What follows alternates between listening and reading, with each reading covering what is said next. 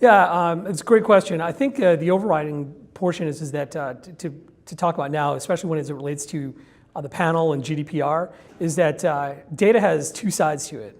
There is the security aspect of it, and then there is what is under a lot more focus now is the privacy angle towards it as well. So companies look at and put a lot of time and effort in figuring out how do I secure information, how do I ensure that my data is not getting out, how do I ensure that bad actors aren't getting access to it. But I think, especially in the United States, we don't give enough notice or enough focus on the privacy aspects behind data as well. It's not just protecting the information of the company, but also whether it's your employees or your customers or anyone else accessing that data or you're using their data, how do you fundamentally protect their right to privacy? And it's very much becoming an actual right as opposed to just information that lives out there. So there's two sides to that coin.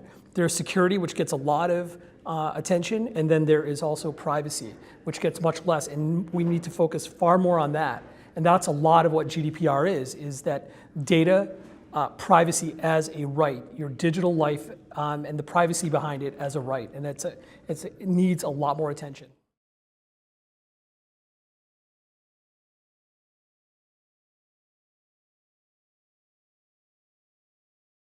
Yeah, so it's a great question as well, because a lot of times when you hear in the press, you'll hear that security is always at odds with people's right for privacy. But when you actually go under the covers, the things that we do from a data security standpoint also lend itself to data privacy as well. So take, for example, encryption. Companies will encrypt data because they want to be able to obfuscate it from bad actors or nation states getting access to it. But that's also something that's also fundamental to privacy.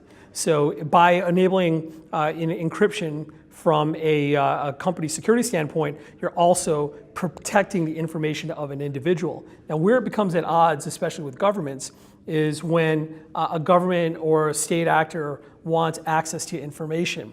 And if a company has encrypted that information, then obviously it becomes much more difficult for that nation state to be able to get access to that information. So by and large, security and privacy are very much compatible. There are certain situations in which they are at odds, but I think those are actually the exceptions. Those are on the fringes, but more or less, if you enable security, you can also provide mechanisms for strong privacy for individuals.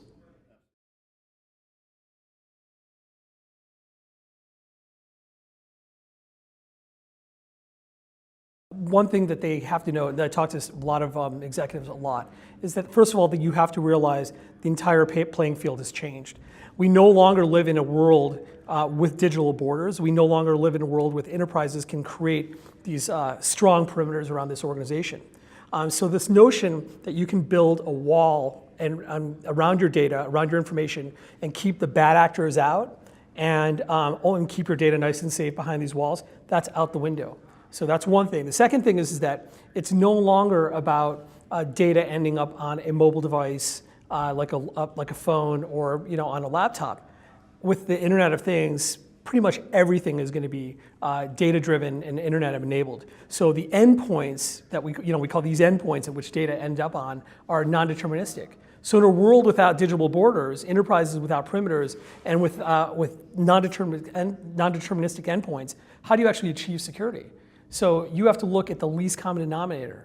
Whether you're trying to provide protections around the network, the application, the platform, at the end of the day, you're trying to provide protections around and control your data.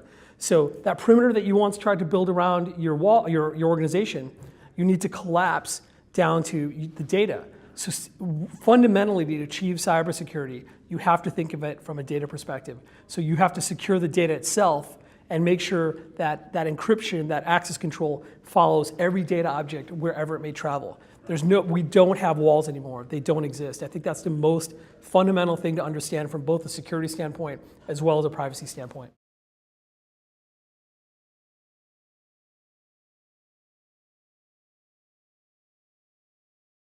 I think the thing to be most aware of is that I think the dirty little secret that in the security world, especially among security vendors, is that your greatest threat is not necessarily a nation state, a bad nation state, or a bunch of hackers, or a bad actor internally.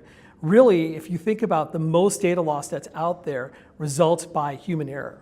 So the weakest link in any chain when it comes to security is always the individual. And when individuals are trying to do their job, execute on the work they're trying to do, they're trying to do it as fast and as efficiently as possible. And it's up to professionals like myself, vendors like Vera, to be able to provide simple controls such that people don't become their worst enemies. So a lot of times companies will focus on, is it a phishing attack, or there are these different attacks? Is the nation state, is a bad actor internally? Really, if you trace it back, 80% of data loss can be tracked back to good individuals doing dumb things. And being able to prevent against that will stop a very large majority of the different breaches that we've seen out there. And it's up to individuals like myself and companies that I represent to be able to provide those simple tools, allowing for that, those protections to be pervasive.